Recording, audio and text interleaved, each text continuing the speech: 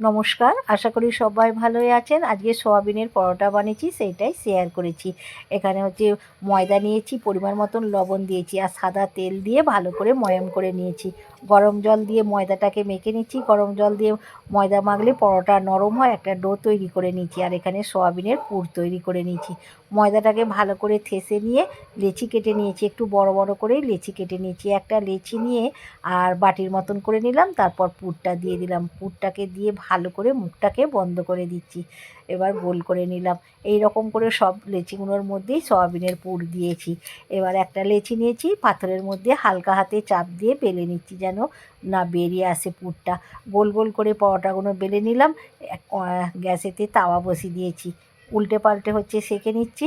ভালো লাগলে চ্যানেলটিকে সাবস্ক্রাইব করবেন, লাইক করবেন, শেয়ার করবেন আর কমেন্ট করে জানাবেন আজকে সোয়াবিনের পরোটা কেমন হয়েছে।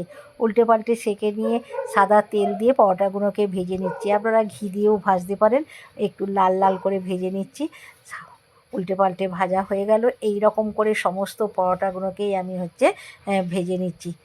এটা হয়ে গেছে, দেখুন কতগুলো পরোটা হয়েছে।